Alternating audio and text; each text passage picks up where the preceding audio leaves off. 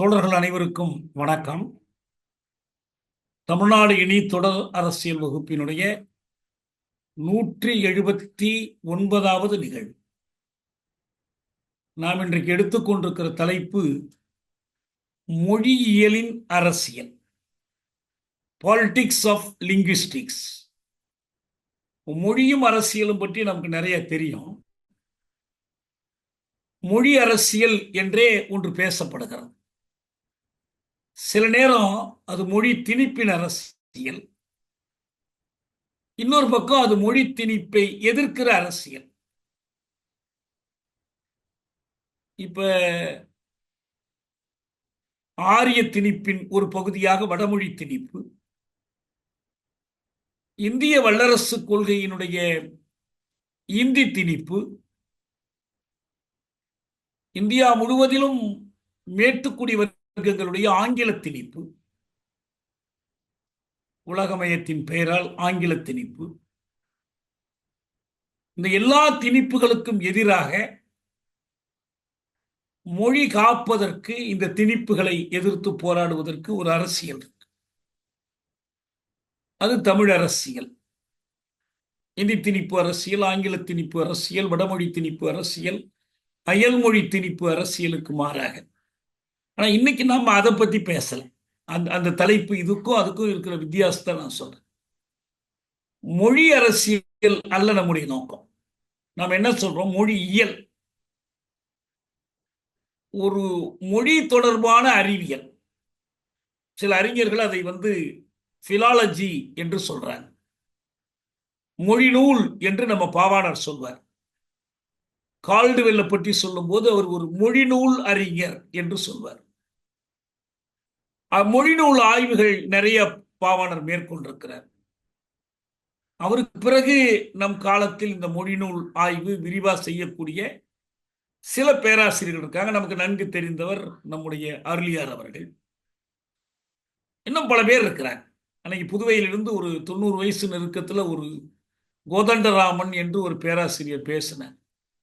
இந்த தொலைக்காட்சி நிகழ்ச்சி பார்த்துட்டு அவர் ஒரு இந்த மொழி நூல் வல்லுநர், மொழியியல் சார்ந்த வல்லுநர்.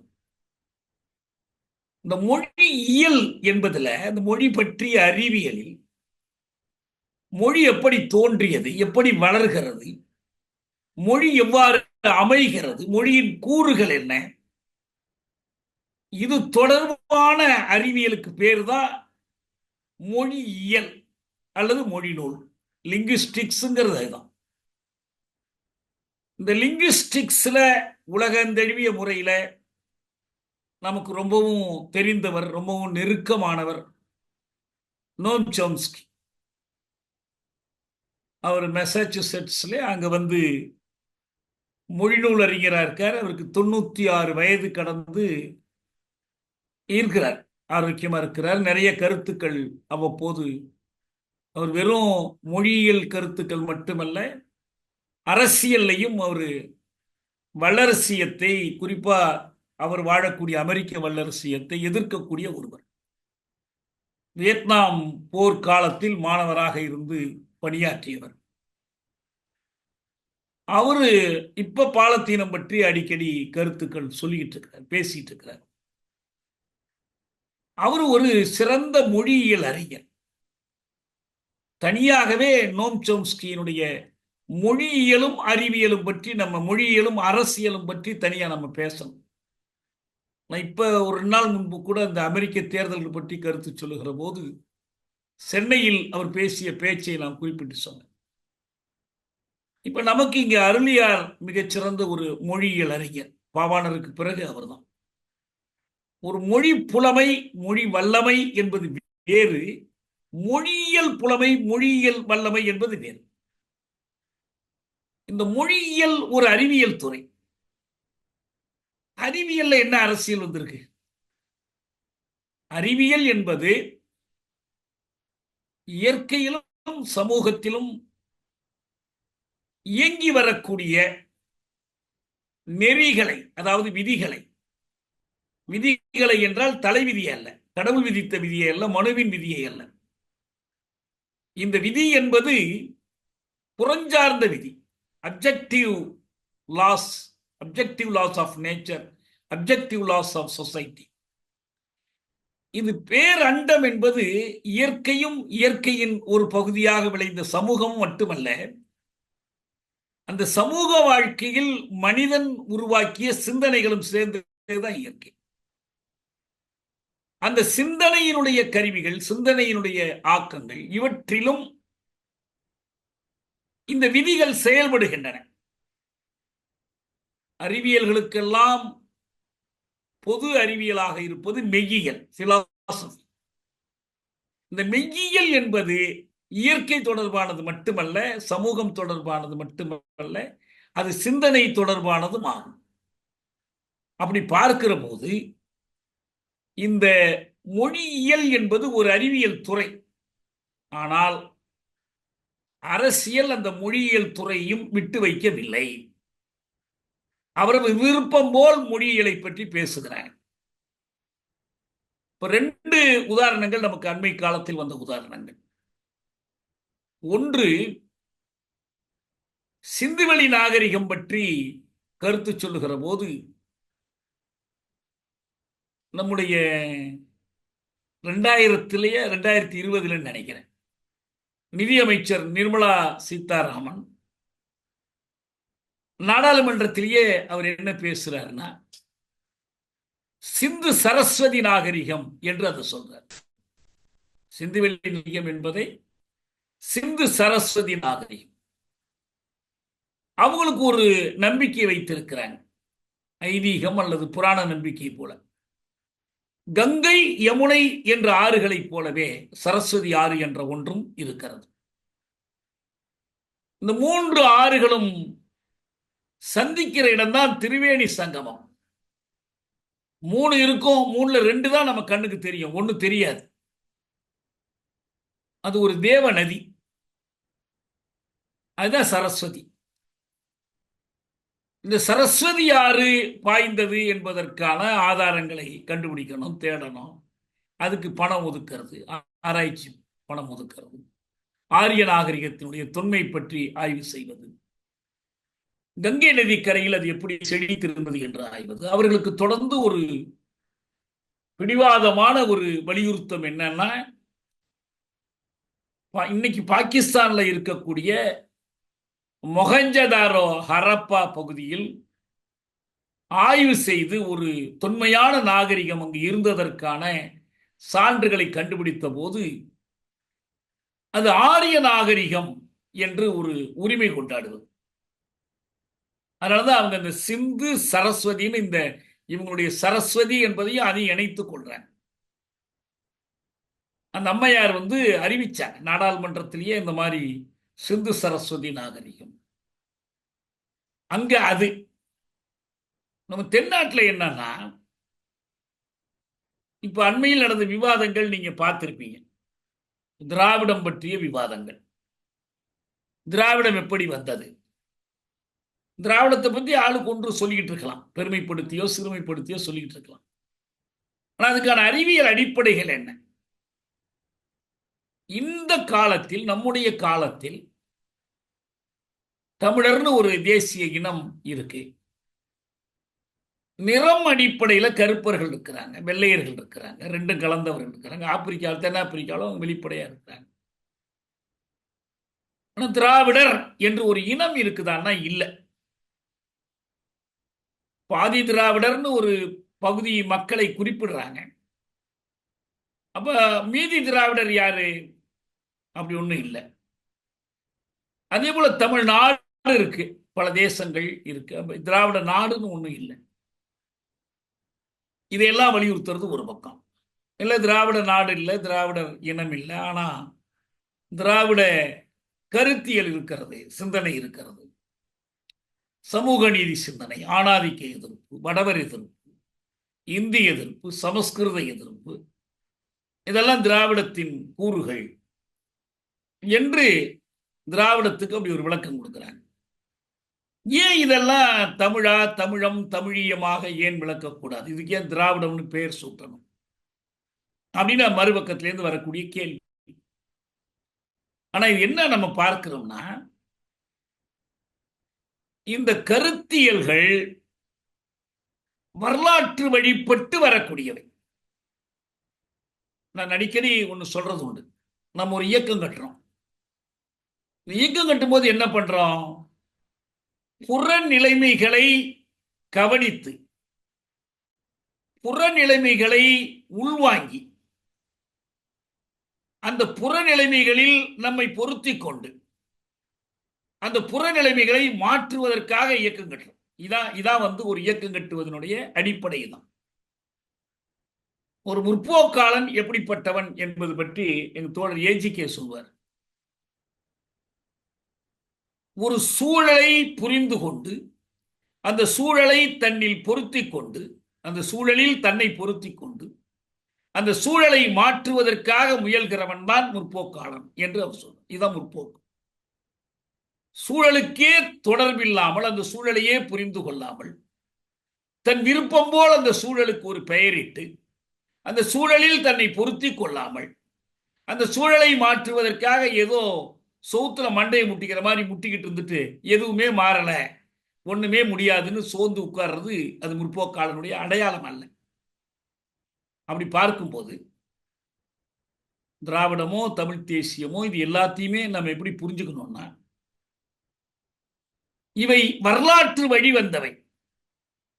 ஒரு தேசம், தேசிய இனம் என்பதற்கு விளக்கம் சொல்லுகிற போது மொழி, புலம், பண்பு, பொருள் என்று இந்த 4 கூறுகளை நான் சொல்றேன். பொதுவான மொழி, பொதுவான வாழ்புலம், அவங்க வசிக்கக்கூடிய நிலம், இயற்கை மற்ற. அப்புறம் ஒரு பண்பாடு, ஒரு இடத்துல சேர்ந்து வாழும்போது எழக்கூடிய பண்பாடு, விழுமியங்கள், அது அந்த மொழி வழியாக வெளிப்படுத்தப்படுது, மொழியின் துணையோடு வளர்க்கப்படுது. 4வதாக பொருளியலாக சமூகம் முழுவதும் இணைக்கப்படும். ஆனால் இந்த ரொம்ப நினைவு வைத்துக் கொள்ள வேண்டிய செய்தி என்னன்னா, யாராவது ஒரு மகான், யாராவது ஒரு பெருந்தலைவர் இந்த 4 கூறுகளையும் ஒன்னா சேர்த்து ஒரு தேசத்தை உருவாக்கிட்டாரா, ஒரு இனத்தை உருவாக்கினா? இல்லை. அதனாலதான் ரொம்ப கவனமாக இந்த இலக்கணத்தை சொன்ன ஸ்டாலின் என்ன சொன்னார்னா, இந்த 4 கூறுகளின் அடிப்படையில் வரலாற்று வழியில் மலர்ந்து நிலை பெறுவதுதான் தேசம். Historically evolved and consolidated. வரலாற்று வழியில் உருவாகணும். அப்போ வரலாற்று வழியில்னா இதுல ஒரு கூறு ஒரு இடத்துல முக்கிய இடம் பெறும், இன்னொரு கூறு பெறாம இருக்கும். வழக்கமா ஒரு தேச உருவாக்கத்துல மதத்துக்கு வேலை இல்லாம இருக்கும். ஆனா இன்னொரு தேசத்துல அந்த மதம் ஒடுக்கப்படுகிற போது அந்த மதமே ஒரு காரணியாக மாறும். தோலின் நிறம் ஒரு தேசத்துல காரணியா இருக்காது. ஆனா தென்னாப்பிரிக்கா போல தோலின் நிறமே ஒடுக்குமுறைக்கு ஒரு காரணமாக இருக்கும்போது அதுவே ஒரு கூறாக தேச உருவாக்கத்துல மாறும். இப்படியெல்லாம் இருக்கிறதுனால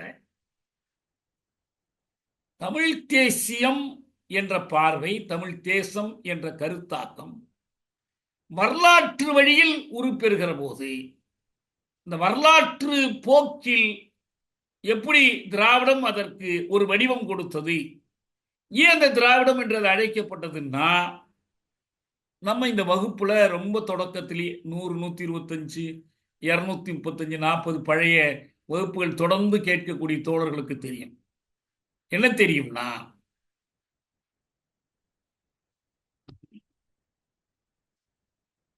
திராவிட அல்லது தென்னிந்திய குடும்ப மொழிகளின் ஒப்பிலக்கணம், டாக்டர் கால்டுவெல் எழுதின இந்த புத்தகம். இதை அடிப்படையாக வைத்து நாம் விரிவா இதை பற்றி பார்த்தோம். இது மீது பாவாணருடைய கருத்துக்களை எல்லாம் கூட பார்த்தோம். எனவே இந்த கால்டுவெல் இந்த மாதிரி ஒரு கண்டுபிடிப்பை செய்தார். அவர் வெறும் மொழியியல் அறிஞராக மட்டும் இல்லை, ஒரு குமுக அறத்திற்காக, சமூக நீதிக்காக போராடக்கூடியவராகவும் இருந்தார்.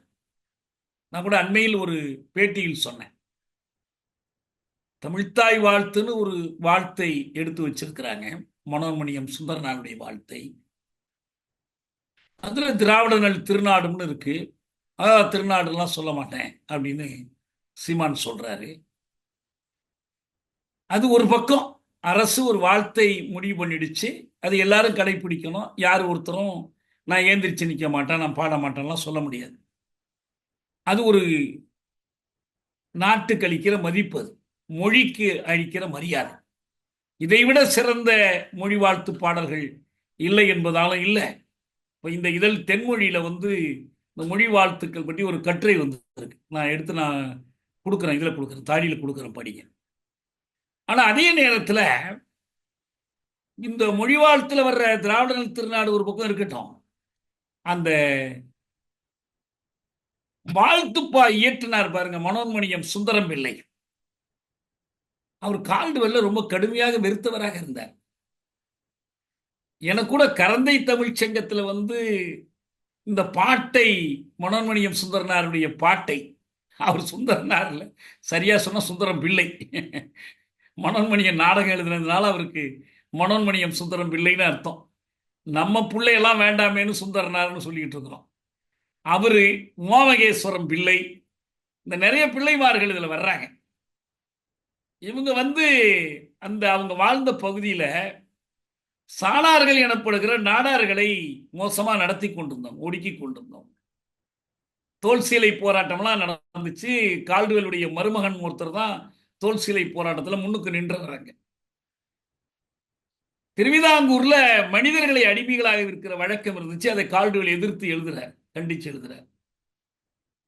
அவரு உண்மையா உழைத்தவர், தமிழுக்காக மட்டுமல்ல இந்த மக்களுக்காக உழைத்தவர். நான் ஏற்கனவே நெல்லையில் அந்த அவங்களுடைய அந்த திருச்சபை பாதிரியார்கள் மத்தியில் பேசும்போது நான் சொன்னேன், ஒரு குளிர் நாட்டில் பிறந்த மனிதர் 50 ஆண்டு காலம் இந்த இந்தியாவினுடைய தென்கோடியில தமிழ்நாட்டில் நெல்லை சீமையில வெப்பம் கொதிக்கிற பாலைவனத்தை போன்ற தேரி மணல் நிறைந்த ஒரு தேரி காட்டில் வந்து 50 ஆண்டு வாழ்ந்திருக்கிறார். அந்த பகுதியில் பள்ளிக்கூடங்கள் திறந்திருக்கிறார். நான் இந்த வகுப்புக்கெல்லாம் பிறகு நான் நேராக போய் அவர் கட்டிய அந்த ஆலயத்து மேலேயே ஏறி மெனக்கெட்டு பல படிகள் ஏறி போய் பார்த்து அங்கே இருந்துட்டுலாம் வந்தேன். அந்த மாதிரி ஒரு ஈடுபாடு காட்டக்கூடிய ஒருத்தர். அவர் எழுதின இந்த புத்தகத்தை 2ஆம் பதிப்பு அவர் காலத்தில் கொஞ்சம் திருத்தங்களோட வெளியிட்டார். அவர் மறைந்த பிறகு 3ஆம் பதிப்பு வருகிற போது இதில் பல பகுதிகளை நீக்கிட்டாங்க.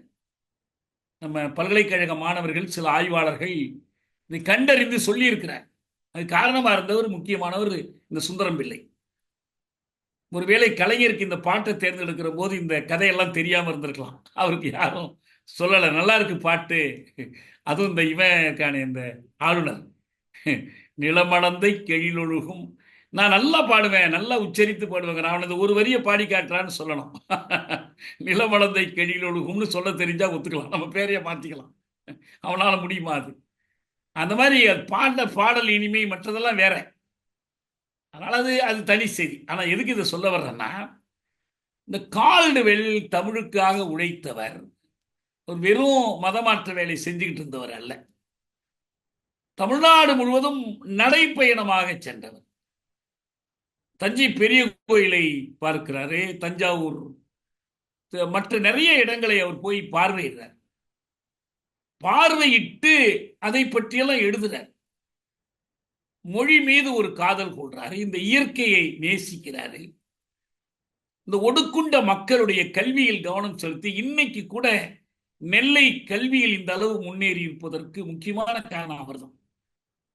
அவரு போப் வந்து ஜியு போப் வந்து ஒரு கல்லூரி தொடங்கலாம்னு சொல்லும் போது கால்டுவெல் சொல்றாரு, வேண்டாம், எளிய குழந்தைகள் படிப்பதற்கான ஆரம்ப பள்ளிகளை நாம் தொடங்குவோம்னு சொல்றாரு. அவர் அவ்வளவு தூரம் ஒரு சமூக பார்வையோடு இருந்தது.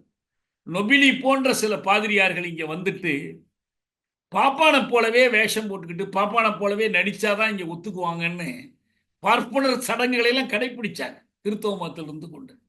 அதுக்கு நேர்மாறாக கால்டுவெல் இருந்தார். இப்போ கால்டுவெல்லை பத்தி வாய்க்கு வந்தபடி பேசுறாங்க.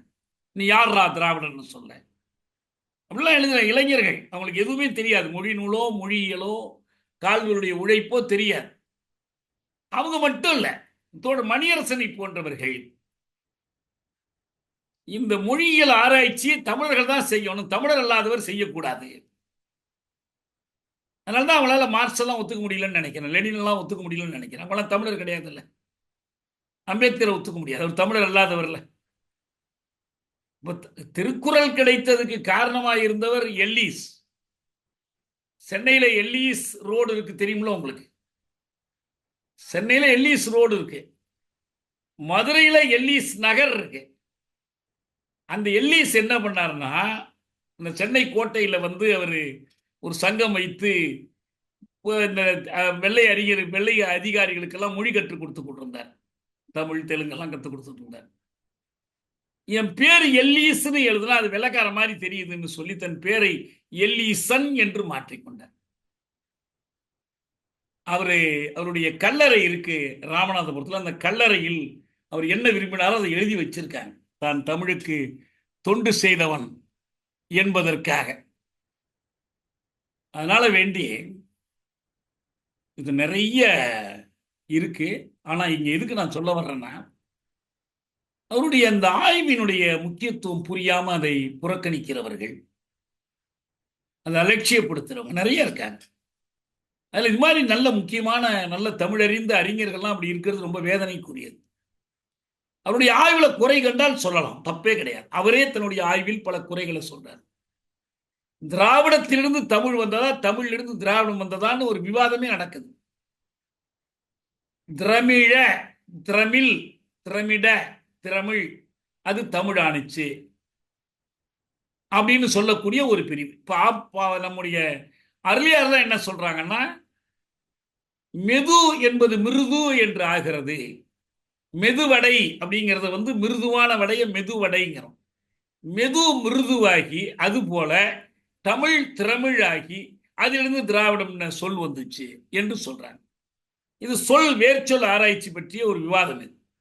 ஆனால் இங்க வந்து மொழி குடும்பம் என்பதற்கு ஒரு பெயர் வேண்டும், மொழிக்கு வேறொரு பெயர் வேண்டும். இதான் அவரு கால்டுவெல் சொல்லக்கூடிய கருத்து. இந்த மொழி குடும்பத்தினுடைய பெயரை எங்கிருந்து எடுப்பது? அவர் என்ன செய்யறாருன்னா, அன்னைக்கு வந்து அறிஞர்கள் மத்தியில, தமிழறிஞர்கள் மட்டுமல்ல, வடமொழி அறிஞர்கள், ஐரோப்பாவிலிருந்து வந்து தமிழ் ஆய்வு செய்த அறிஞர்கள் எல்லோருக்குமே ஒரு கருத்து இருந்துச்சு. என்ன கருத்துன்னா, தமிழுக்கென்று தனியா இலக்கணம் இல்லை, தமிழால் தனித்து இயங்க முடியாது. வடமொழியை சார்ந்துதான் அது இயங்க முடியும். தமிழுக்கான வேர்ச்சொல்கள் வடமொழின்னு சொல்லும் போது அந்த இந்தோ ஐரோப்பிய மொழி குடும்பம், ஒரு மொழி இல்லை, அது மாதிரி பல மொழிகள், அந்த இந்தோ ஐரோப்பிய மொழி குடும்பங்கள்ல இருந்தா இது எடுத்துக்கொண்டது. அந்த மொழி குடும்பங்களுக்கு மூல மொழியாக சமஸ்கிருதத்தை கருதி அது ஆரிய மொழி, வட ஆரிய மொழி, எனவே அந்த பேர். இதை வைத்துதான் இந்த மொழிகள் இயங்குது. பாணினி இலக்கணம் தான் அடிப்படை, தொல்காப்பியம் எல்லாம் இல்லை, இப்படி எல்லாம் ஒரு கருத்து வச்சிருந்தாங்க. இந்த கருத்தை முதல்ல எல்லீசன் உடைத்தார். அவர் தமிழ் தெலுங்கு 2 மொழிகளிலும் ஆய்ந்து உறவு பெயர்களை எடுத்துக்கொண்டார். அம்மா, அப்பா, அண்ணன், தம்பி, தங்கை, இது போன்ற எந்த சொற்கள் இல்லாமல் ஒரு மொழியை உங்களால் பயன்படுத்தவே முடியாது. இங்கே, அங்கே, மேலே, கீழே, இது, அது, இது போன்ற சொற்களை எல்லாம் எடுத்துக்கொண்டு, இந்த சொற்கள் எதுவும் வேற்று மொழியிலிருந்து வந்தவை அல்ல, இவை தமிழில் இயற்கை ஓசை சார்ந்து வந்த மொழிகள் என்பதை எல்லீசன் நிறுவினார். கால்டுவெல் அவருடைய அந்த பங்களிப்பை ஏற்றுக்கொண்டார். எல்லீசன் தான் வந்து இந்த மாதிரி வடமொழி சாராத இந்தோ ஐரோப்பிய மொழிகளை சாராத மொழிகள் இருக்கின்றன, அந்த மொழிகள் இந்த தமிழ் தெலுங்கு, அப்புறம் பின்னால கன்னடம், தெலுங்கு, மலையாளம் இதெல்லாம் வந்துச்சு. கால்டுவெல் இன்னும் ஆழமா ஆய்ந்து என்ன இது பண்றாருன்னா, இவற்றுள் மூத்த மொழி தமிழ், இதற்கு அடுத்தபடியாக வரக்கூடிய மொழிகள் தெலுங்கு, கன்னடம், மலையாளம், துளு, இந்த மொழிகள். இவை மட்டுமல்ல, ஆரியர் அல்லாத மற்றவர்கள் வாழ்ந்திருக்கக்கூடிய பகுதிகள், அவற்றுக்கு ஆரியர்கள் ஒரு பெயர் வைத்திருந்தார்கள், அவங்க ஆரிய இலக்கியங்கள், அதுல வரக்கூடிய சொல் தான் இந்த திராவிட என்ற சொல். இப்படி பார்க்கும்போது வட ஆரிய மொழிகள், இந்தோ ஐரோப்பிய மொழிகள் புழங்காத இடங்கள்ல இருக்கக்கூடிய மொழிகளை எல்லாம் திராவிட மொழிகள்னு வரையறுத்தார். அதுல இந்த 5 மொழிகள் இவை செப்பமுற்ற மொழிகள் அல்லது திருந்திய மொழிகள். ஆனா தோழர்களுடைய மொழி இருக்கு, கோண்டு பழங்குடிகள் மொழி இருக்கு, சந்தால்களுடைய மொழி இருக்கு. இன்னும் சொல்ல போனால் இன்னைக்கும் பலூச்சிஸ்தான்ல ஒரு பகுதியில் பேசப்படுகிற மொழி இருக்கு. இவை எல்லாமே திராவிட மொழிகள். அந்த திராவிட மொழிகள்ல 2 வகை தான், செப்பமுற்ற மொழிகள், செப்பமுறாத மொழிகள். வரி வடிவம் பெற்ற மொழிகள், இலக்கணம் உடைய மொழிகள். இதா இந்த மொழிகளை பிரித்து பார்க்கும்போது அந்த மொழிகள் பேசக்கூடிய பகுதிகளுக்கு அது எதோட அரசியல் எல்லைகளோட ஒத்து இருந்துச்சுன்னா அன்னைக்கு இருந்த சென்னை மாகாணம் ஏறத்தாழ முழுக்க ஒத்து இருக்கிறதா அர்த்தம் கிடையாது. ஏன்னா சமஸ்தானங்கள் வெளியில இருக்கு. சமஸ்தானங்களுக்குன்னு ஒரு தனித்தன்மையோ இறைமையோ கிடையாது. பேருக்கு தான் இறைமை. ஸ்டேட்டுன்னு ஏன் பேர் வச்சாங்கன்னா இறைமைக்காக தான். அவங்க விக்டோரியா ராணி பிரகடனம் 1858 என்ன சொல்லிட்டாங்கன்னா, உங்க உள்விவகாரங்கள் தலையிட மாட்டோம், எங்களோட இனிமேல் நீங்க சண்டைக்கு வர வேண்டாம், ஆனா உங்களுக்கு வேண்டிய உதவிகளை நாங்க செய்வோம், எங்களுக்கு வேண்டியது நீங்க செய்யுங்க என்று அந்த சமஸ்தானங்கள், அப்படி புதுக்கோட்டை, மைசூர், ஹைதராபாத், திரிவிதாங்கூர், கொச்சின் இதெல்லாம் இருந்துச்சு. ஆனா இதையும் சேர்த்து பார்த்தீங்கன்னா இந்த 4-5 செப்பமுற்ற மொழிகள் பேசக்கூடிய பகுதிகள். இதுக்கு ஒரு பேரு தென்னிந்தியா. இந்திய மலைக்கு தெற்கே இருக்கிற பகுதி தென்னிந்தியா. நம்ம பழைய ஆய்வு நூல்கள் எடுத்து பார்த்தோம்னா இந்த மொழிகள் பேசக்கூடிய பகுதிகள் என்று பார்த்தா சின்ன சின்ன வேறுபாடுகளோடு இது எல்லாமே முழுமையா இதுல விலகி நிற்கிறது தமிழ்நாடு தான். பாக்கி எல்லாம் கொஞ்சம் கொஞ்சம் அப்படி இப்படி கலந்துரும். அப்படி வரும்போது தமிழ்நாடும் கேரளம் பாக்கி எல்லாம் கொஞ்சம் கொஞ்சம் கலந்துரும். அப்ப இந்த மாதிரி வருகிற போது இந்த பகுதி தென்னிந்தியா என்று அழைக்கப்பட்டதனுடைய விளைவு தான் என்னன்னா, அந்த தென்னிந்திய நல உரிமை சங்கம் என்று ஒரு சங்கம் தொடங்குறாங்க 1916. அவங்க நடத்தின பத்திரிகை ஜஸ்டிஸ். எனவே அவங்க கட்சிக்கு அந்த பேர் வந்துடுச்சு, ஜஸ்டிஸ் கட்சின்னே பேர் வந்துடுச்சு. இந்த சென்னை மாகாணத்தில் உருவான மற்ற முற்போக்கான இயக்கங்கள், பார்ப்பன எதிர்ப்பு இயக்கங்கள், சாதி இந்துக்களுடைய ஒடுக்குமுறைக்கு எதிரான இயக்கங்கள், இவர்கள் எல்லாம் இந்த பெயரை கையாள தொடங்குறாங்க. அதுல இருந்தால் திராவிட பெயர் ஒரு மொழி குடும்பத்தின் பெயரிலிருந்து ஒரு நிலப்பரப்பின் பெயராக மாறி ஒரு இயக்கத்தின் பெயராக அது உருப்பெற்றது. இது ரொம்ப தெளிவான வரலாறு. இதை எல்லா அறிஞர்களும் ஒத்துக்கொண்டிருக்கிறாங்க. திராவிட இயக்கம் சேராத, திராவிட இயக்கம் என்று தங்களை கருதி கொள்ளாத, இன்னைக்கு திராவிடம் தேவையில்லைன்னு கருதக்கூடிய அத்தனை பேருமே இந்த கால்டுவெல் எப்படி திராவிட மொழி குடும்பம் என்று பெயர் சூட்டினார், அதிலிருந்து வந்த விளைவுகள் என்பதை எல்லோரும் ஏற்றுக்கொண்டிருக்கார். ஆனால் இப்ப என்ன பண்றாங்கன்னா, இந்த சர்ச்சையில் நீ யார் பேர் வைக்க, நீ யார் பேர் வைக்க, ஒண்ணு நல்லா தெரிஞ்சுக்கணும். ஸ்பானிஷ், போர்ச்சுகீஸ், பிரெஞ்சு இந்த மொழிகள் அமெரிக்காவில், வட அமெரிக்காவிலையும், தென் அமெரிக்காவிலையும், மத்திய அமெரிக்காவிலையும் பேசப்படும். ஆங்கிலம் பேசப்படுகிற பகுதி United States of America, Trump ஆட்சி நடத்துற பகுதி. இதுக்கு வடக்க போனீங்கன்னா கியூபெக் பிரெஞ்சு பேசுற பகுதி இருக்கு. கனடாவில் 3/4 பங்கு ஆங்கிலம் பேசுகிற பகுதி. நீங்கள் அமெரிக்க ஐக்கிய நாடுகளுக்கு தெற்கே மெக்சிகோ, இங்க கியூபா உள்ளிட்ட கரீபியன் நாடுகள், பனாமா உள்ளிட்ட மத்திய அமெரிக்கா, மீசோ அமெரிக்கான்னு சொல்றது, இந்த பகுதிகளுக்கு கீழே இன்னும் போனீங்கன்னா போர்ச்சுக்கல், இன்னும் சில நாடுகள் 1-2 தவிர பாக்கி எல்லாமே ஸ்பெயின் வேர்டு பேசுகிற நாடுகள். இதை தவிர ஏற்கனவே அவர்கள் வழங்கி வந்த பழங்குடிகள் புழங்கக்கூடிய நாடுகள் இருக்கு. ஆனா குடியேறிகள் தான் பெரும்பான்மை அங்க பூராவுமே. அமெரிக்க ஐக்கிய நாடுகளில் போலவே அந்த நாடுகள்ல, தென் அமெரிக்க நாடுகள்ல பூரா குடியேறியவர்கள். இந்த ஸ்பானிஷ், போர்ச்சுகீஸ் பிரேசில்ல பேசுறாங்க பெரிய அளவுல, பிரேசில். அப்புறம் பிரெஞ்சு.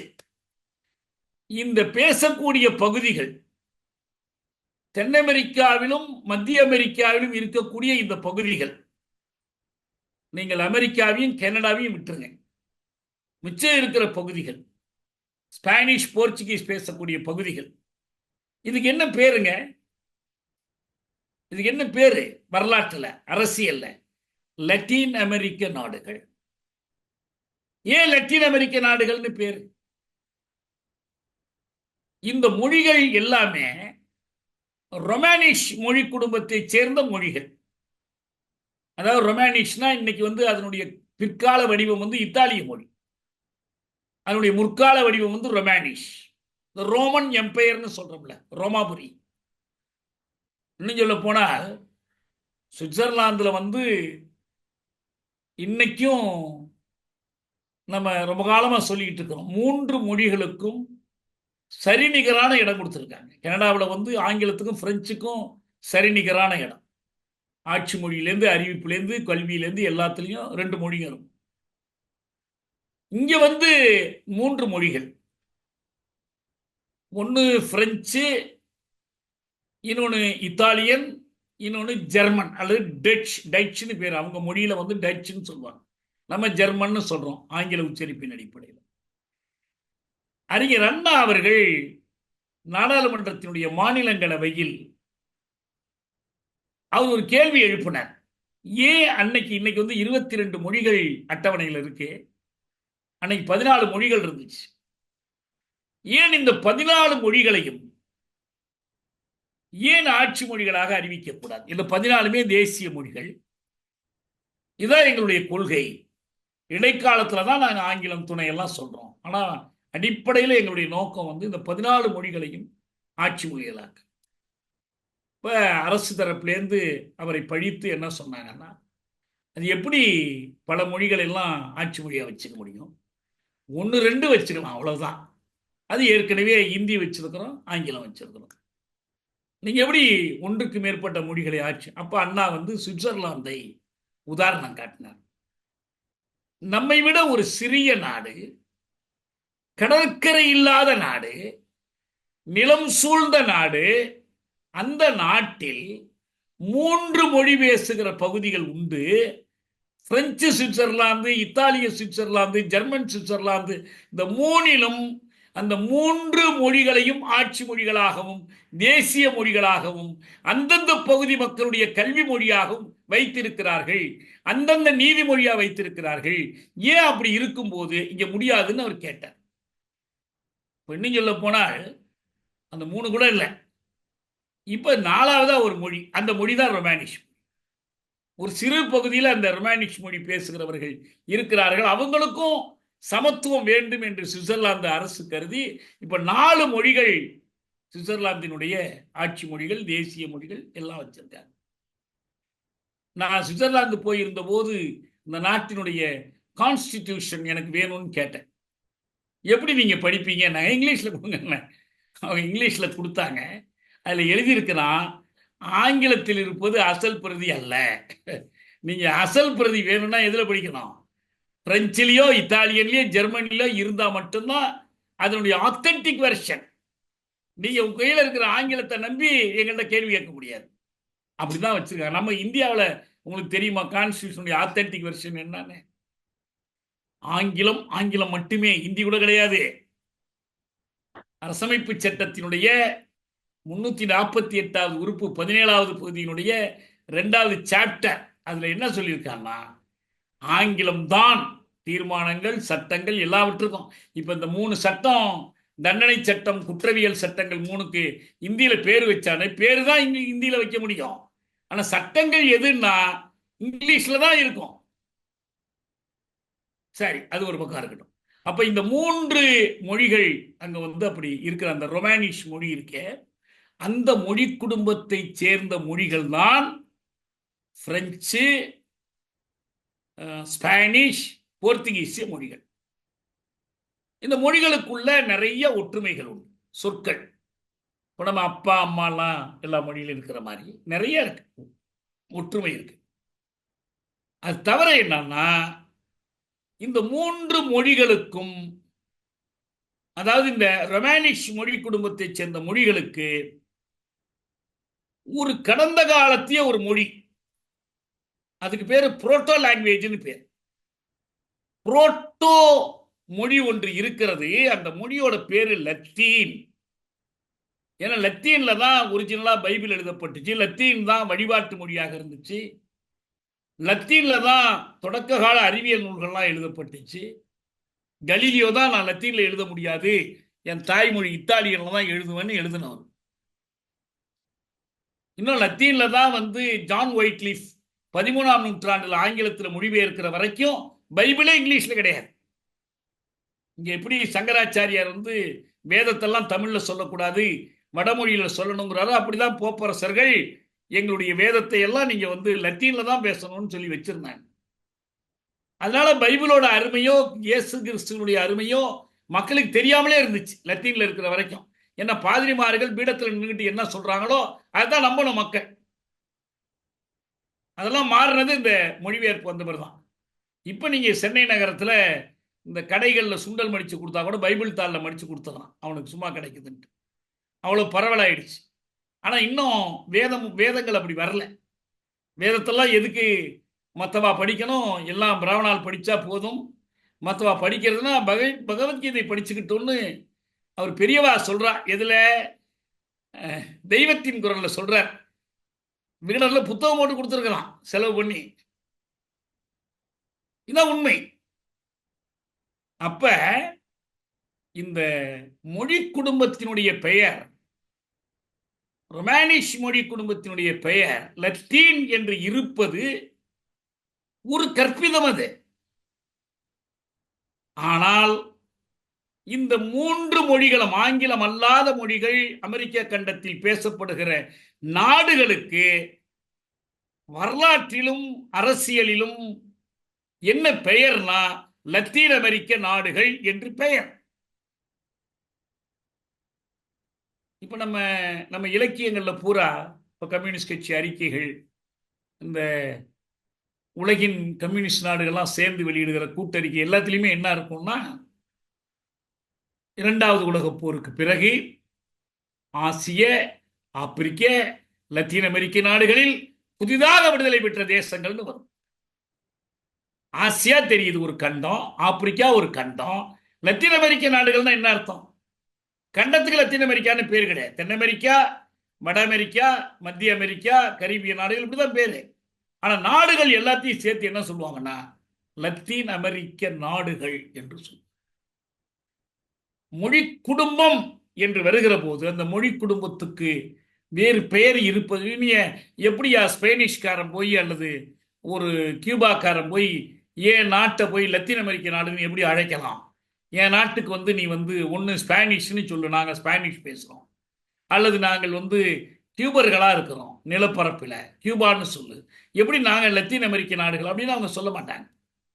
வரலாற்று வழியில் வரக்கூடியது, இதையெல்லாம் மாற்ற முடியாது. உங்களுக்கு நிறைய நிலப்பகுதிகளுடைய பெயர்கள் இப்படிப்பட்ட மொழி குடும்ப பெயர்களில் இருந்து வரக்கூடிய பெயர்கள் நிறைய. இதைத்தான் வந்து எடுத்து வைத்துக் கொண்டு என்ன செய்யறாங்கன்னா, இந்த மொழி குடும்பம் பற்றிய புரிதலே இல்லாமல் இவங்க திடீர்னு அவங்க மொழி பற்றாளர்களா மாறி என்ன எப்படி திராவிடம்னு சொல்லலாம், இது எப்படி திராவிடம் ஆகும்? இதுல என்னன்னா, இந்த திராவிட அரசியல் என்பதை ஏற்றுக்கொள்ளாத, முழுக்க முழுக்க ஒரு தமிழ் மொழியியல் அறிஞராகவும் இருந்த, சிறந்த தமிழ் பற்றாளராகவும் தமிழுக்கு பெருந்தொண்டு, கண் பார்வை போகிற காலம் வரைக்கும் பெருந்தொண்டு ஆற்றிய நம்முடைய தேவனைய பாவாணர் சொல்றாரு, தமிழின் தொன்மையை உலகிற்கு அறிவித்தவர் கால்டுவெல் பெருமகனார், தனித்தமிழுக்கு வித்திட்டவர் பரிதிமார் கலைஞர், செடியாக தழையச் செய்தவர் நிறைதமிழ் மலையாம் மறைமலை அணிகளார், நான் மரமாக வளர்த்து வருகிறேன். இது வந்து தேவநாய பாவாணர் மொழிஞாயிறு சொன்னது. என்ன முக்கியமா பார்க்கணும்னா, எப்பயுமே ஒரு மொழி மக்கள் இல்லாமல் தனித்து இயங்குவதில்லை. மொழி வந்து மக்கள் பேசும்போதுதான் அது உயிருள்ள மொழி. ஒரு காலத்துல ஹெப்ரு மொழி இருந்து 3-4ஆம் நூற்றாண்டுகள்ல கிட்டத்தட்ட செத்து போச்சு. யூத வழிபாட்டுக்கு மட்டும் பயன்படுகிற மொழியாக இருந்துச்சு.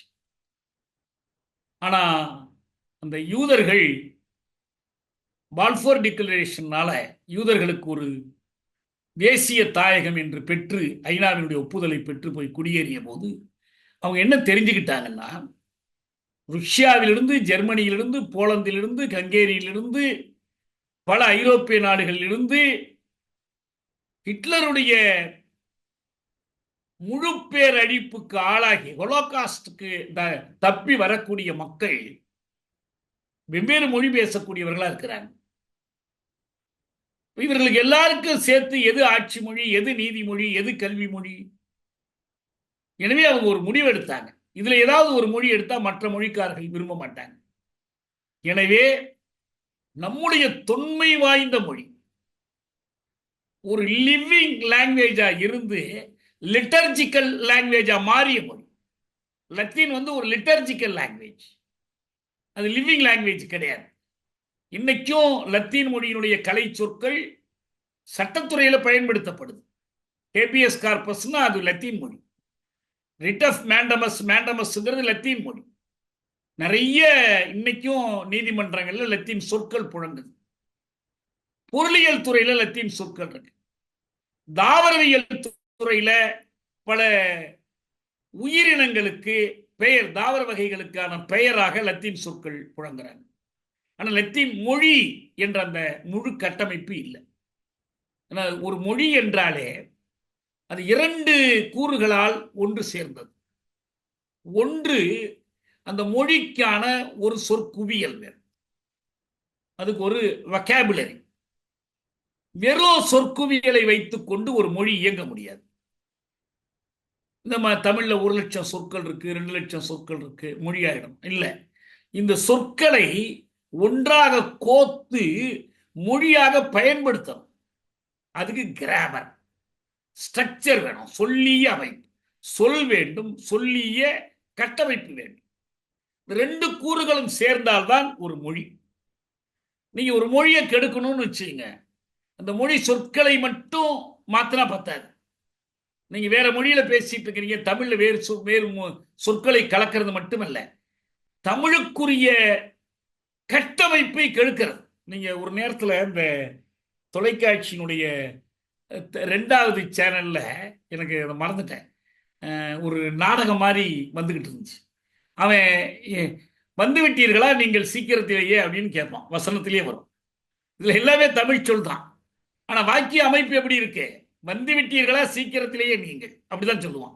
ஏன்னா அது செயற்கையா அந்த மொழியை, நம்ம மொழி தெரியாதவன், மொழியினுடைய கணக்கு வழக்கு தெரியாதவன் மொழிபெயர்க்கிறது, அப்படி மொழிபெயர்க்கிறது. அந்த மாதிரி நிறைய வரும். ஏதோ ஒரு எனக்கு மறந்துட்டு அந்த பேர், கும்னாமோ என்னமோ ஒரு பேர்ல வந்துகிட்டு இருந்துச்சு. இன்னொரு பக்கம் பார்த்தீங்கன்னா நம்ம கட்டமைப்பு, தமிழ் கட்டமைப்பு இருக்கும், தமிழ் சொற்களே இருக்காது. இது 2மே மொழி கலப்புக்கான சான்றுகள், மொழி கலப்புக்கான உதாரணம். மொழியியல் ஆராய்ச்சியில பல விசித்திரமான உண்மைகள்லாம் வெளிப்படும். இப்ப நம்ம இந்தோ ஆரிய மொழி குடும்பம், இந்தோ யூரோப்பியன் லாங்குவேஜஸ், இது ஒரு குடும்பமா சொல்லும். குடும்பத்துக்குள்ள குடும்பம் உண்டு, சின்ன சின்ன குடும்பங்கள் பிரிஞ்சு வரும். உலகத்துல 14 பெரிய மொழி குடும்பங்கள் இருக்கு. சின்ன சின்ன மொழி குடும்பங்கள்னு பார்த்தா 140 குடும்பம் வரும். இந்த மொழி குடும்பங்கள்ல ஒரு மொழி குடும்பத்தில் இருக்கிற மொழியினுடைய இலக்கண கட்டமைப்பு இதுக்கு ஒத்ததா இருக்கும். ஒரு உதாரணம், நம்ம Gail Omvedt languages secular and religious ஏதோ ஒரு பேர்ல ஒரு நல்ல அழகான ஒரு கட்டுரை எழுதினாங்க ஹிந்துவில். நம்ம அதை மொழிபெயர்த்து போட்டோம். அதுல என்ன சொல்லுவாங்கன்னா, இந்த வாக்கிய அமைப்பு இருக்கு பாருங்க, எழுவாய் பயனிலை, எழுவாய் பயனிலையில எழுவாய் செயற்பாட்டு பொருள், அப்புறம் வினை. பயனிலையை 2ஆ பிரிச்சோம்னா செயற்பாட்டு பொருள், வினை. நான் உணவு சாப்பிட்டேன் அப்படின்னு சொன்னா, இந்த சொல் அமைப்பு இருக்குல்ல, எழுவாய் அடுத்து செயற்பாட்டு பொருள் அடுத்து வினை என்ற இந்த வரிசை வடமொழியிலே இல்ல, ஐரோப்பிய மொழிகள்ல இல்ல, ஆனா இந்தியில அப்படியே இருக்கு. மைன் கானா காயா, நான் உணவு சாப்பிட்டேன் அப்படின்னு அப்படியே இருக்கு. நிறைய திராவிட மொழி குடும்பங்கள்ல இருக்கக்கூடிய இலக்கண கட்டமைப்புகளை அவங்க பயன்படுத்தியிருக்காங்க அப்படின்னு சொல்லுவாங்க. இந்த மாதிரி நிறைய சுவாரஸ்யமான செய்திகள் உண்டு. ஆனா இங்க நம்ம முக்கியமா சொல்ல வர்றது என்னன்னா, இப்படி வரலாற்று வழியில் ஒவ்வொரு கட்டமா படிமலர்ச்சி பெற்று கால்டுவெல் தான் சொல்லுவார், ஒவ்வொரு சொல்லுக்குள்ளும் வரலாறு உறைந்து இருக்கிறதுன்னு சொல்லுவார். ஒரு சொல்லை எடுத்தீங்கன்னா அந்த சொல்லை ஆய்வு செய்தீர்கள் என்றால் அதுக்குள் பின்னால ஒரு வரலாறு உறைந்து இருக்கிறது என்று சொல்லுவார். ஃப்ரோசன், அதுக்குள்ள history is frozen in every வேர்ட்னு சொல்லுவார். அந்த மாதிரி ஆய்வு பண்ணுகிற போது இப்ப கூட நம்ம இந்த ஆதாம் ஏவாள் பற்றிய சில ஆய்வுகள் நான் படித்தேன். அதில் அவங்க என்ன பண்றாங்கன்னா, அதுல இருக்கக்கூடிய சொற்களை எடுத்து ஆய்வு பண்ணி அந்த ஆதியாகமத்தில் இருக்கக்கூடிய வசனங்களின்படியே பார்த்தாலே என்ன தெரியுதுன்னா, ஆதாம் ஏவாள் முதல் ஆணும் பெண்ணும் அல்ல, அவங்களுக்கு முன்னால மனிதர்கள் இருந்தார்கள் என்று சில ஆய்வாளர்கள், கிறித்துவ ஆய்வாளர்கள் நிரூபிக்கிறாங்க. இவங்க இந்த ஏடன் தோட்டம் மற்றதெல்லாம் எப்ப படைக்கப்பட்டது என்பதற்கு ஆதியாகமத்தினுடைய பகுதியிலிருந்து எடுத்து காட்டுறாங்க. சொற்கள் என்பது அதுக்குள்ள புனைவுகள் இருந்தாலும் அதை மீறி ஒரு வரலாற்றை உணர்த்து. அதுதான் நாம் இந்த மொழியியலின் அரசியல் என்று நான் குறிப்பிடுறேன். மொழியியலை திரித்தும் மாற்றியும் அல்லது தவறாக புரிந்து கொண்டும் அந்த மொழி வரலாறு பற்றி சொல்லும் போது கூட மொழியியலுக்கு ஒரு முக்கியமான பங்கு இருக்கு. இந்த மொழியியல் ஆராய்ச்சியில என்ன ஒன்று கண்டிருக்கிறாங்கன்னா, எது ரொம்ப தொன்மையான மூத்த மொழி அப்படின்னு பார்க்கும்போது இப்ப நம்ம பொதுவா தமிழ் எல்லாத்திலையும் மூத்த மொழி. தமிழினுடைய இலக்கண இலக்கியங்கள் ரொம்ப தொன்மையா இருக்கு. உலகத்துல இன்னைக்கு வாழும் மொழிகளுக்குள்ள தமிழுக்கு இணையாக வரக்கூடிய இன்னொரு மொழி மேண்டரின் மொழி. அது சீன குடும்பத்துல ஒரு மொழி மேண்டரின். இதை தவிர இன்னும் தொன்மையாக இருந்து அழிந்து போன ஒரு மொழி இருக்கு, அது சுமேரிய மொழி. பைபிள்லையும் தோராவிலையும் சுமேரிய மொழி அந்த பட்டயங்கள், அவங்க பதிஞ்சு வச்சிருக்கிற எழுத்துக்கள், செய்திகள் அப்படியே எடுத்து காட்டப்படுது. அதுதான் இவங்க சேர்த்திருக்காங்க. பைபிள் தோராவை விட தொன்மையானதாக சுமேரிய மொழி இலக்கியங்கள் இருக்கு. இந்த சுமேரிய மொழி இலக்கியங்கள் இன்னைக்கு அழிஞ்சு போச்சு, செத்து போச்சு. ஒரு மொழி செத்து போக முடியுமானா செத்து போகலாம். உயிர் பெறாமலே போற மொழிகள் ஒரு பக்கம், உயிரோடு இருந்து செத்து போற மொழிகள், அழிந்து போற மொழிகள் தான். நம்ம முந்தைய சொன்ன மாதிரி ஹிப்ரு அப்படித்தான். இப்ப மீண்டும் உயிர் தெழுந்து வந்திருக்கு, உயிர் கொடுத்திருக்கிறாங்க. அதுக்கு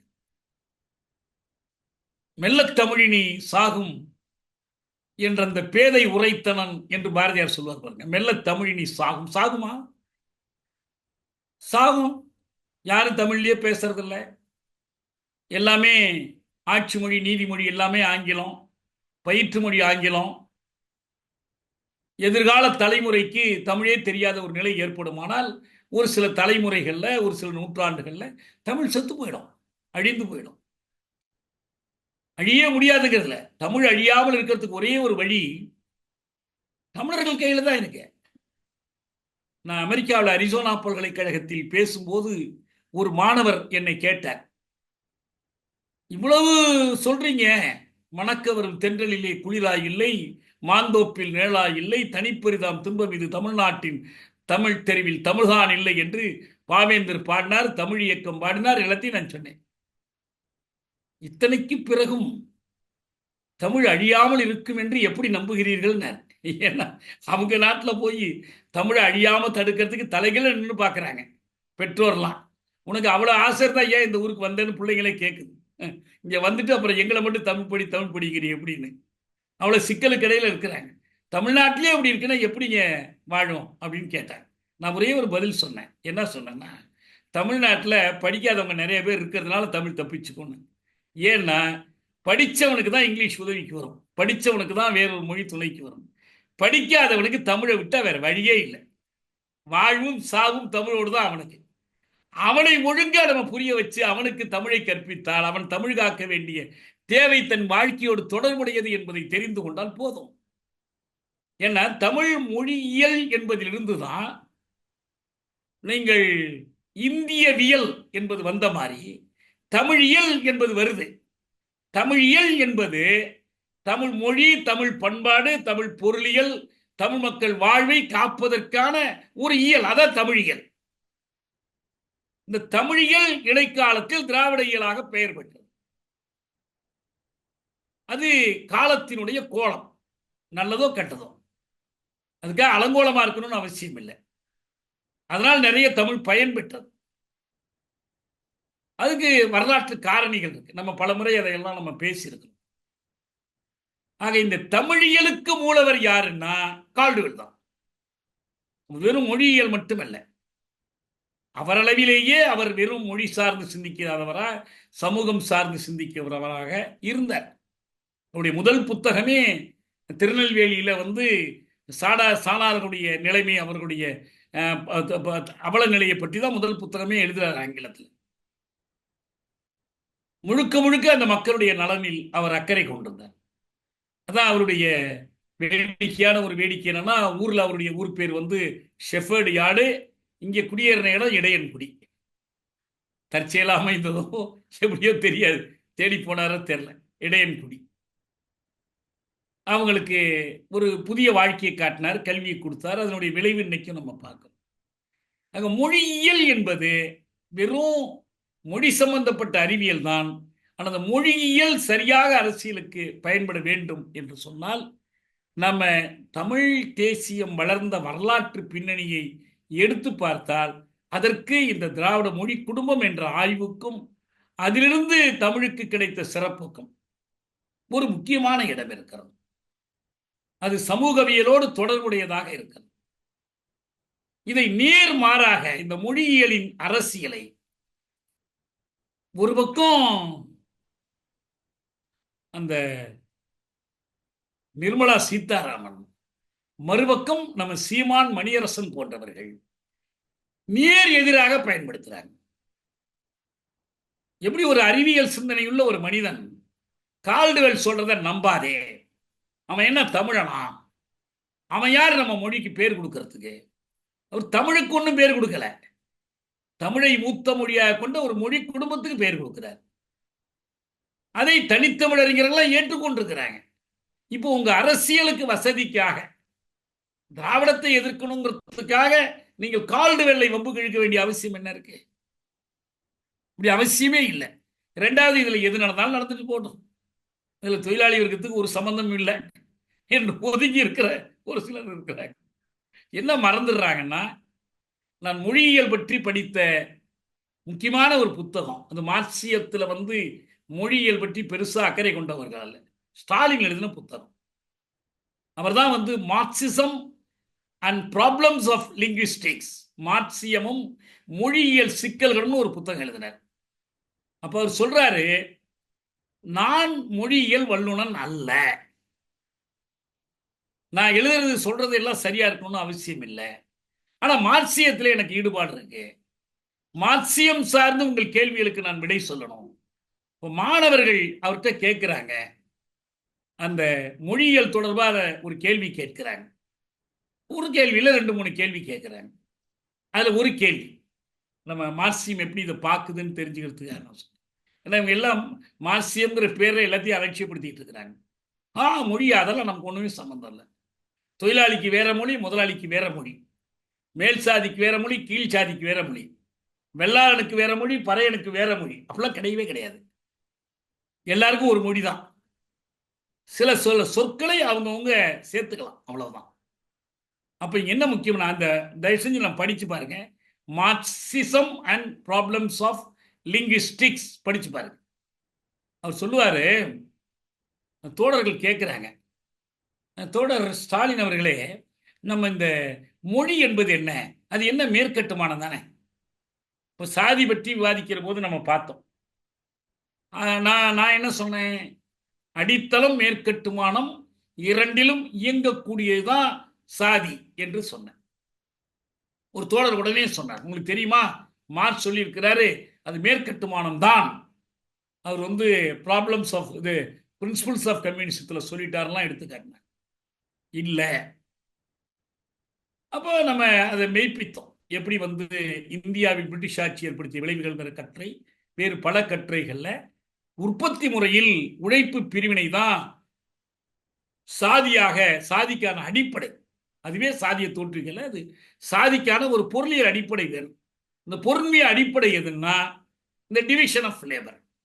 டிவிஷன் ஆஃப் லேபர் எதை சேர்ந்தது? அது அடித்தளத்தை சேர்ந்தது. அதே நேரத்தில் சாதி உணர்வு, சாதி இலக்கியம், சாதி கலை, சாதி வெறி, இதெல்லாம் வந்து மேற்கட்டுமானத்தை சேர்ந்தது. சாதியை வச்சு அரசியல், சாதி வேட்பாளர் நிறுத்துறது. ஆக இந்த ரெண்டு தளத்திலும் அது இயங்குகிறது. இந்த ரெண்டுக்கும் ஒரு இயங்கியல் தொடர்பு இருக்கிறது என்று நம்ம அரசியல்ல மாற்றத்தை கொண்டு வந்தால்தான் பொருளியல்ல மாற்றத்தை கொண்டு வர முடியும். பொருளியலை புரிந்து கொண்டால்தான் சரியான அரசியலை கையில் எடுக்க முடியும் என்று சொன்னோம். அதே போல லெனின்ட்ட, ஸ்டாலின்ட்ட கேட்கப்படுற கேள்வி தொடர், அது மேற்கட்டுமானம் தானே. ஸ்டாலின் சொல்றாரு, இல்லை, இலக்கியம், கலை, அரசியல் இவற்றில் மொழி இயங்குகிறது. ஆனா இந்த மொழியின் துணை இல்லாமல் ஒரு ஆளை இயங்க முடியாது. இந்த மொழியின் துணை இல்லாமல் ஒரு வயல்ல வேலை செய்ய முடியாது. இந்த மொழியின் துணை இல்லாமல் கயிறு திரிக்க முடியாது. ஏன்? சமூக கூட்டு உழைப்புக்கு என்ன தேவை? மொழி பரிமாற்றம் தேவை, இன்டர்கோர்ஸ் வேணும். அந்த இன்டர்கோர்ஸுக்கு மொழி தேவைன்னா என்ன வேணும் உங்களுக்கு? அந்த மொழி அடித்தளத்தில் இயங்குகிறது. அது பொருளாக்க பொறியாக தோற்றுவிக்கப்படுகிறது. நீங்க உற்பத்தியில் ஈடுபடுவதற்கு உங்களுக்கு களக்கொட்டு வேணும், மண்வெட்டி வேணும், எந்திர பொறிகள் வேண்டும், தறி வேண்டும், அதுபோல மொழியும் வேண்டும்.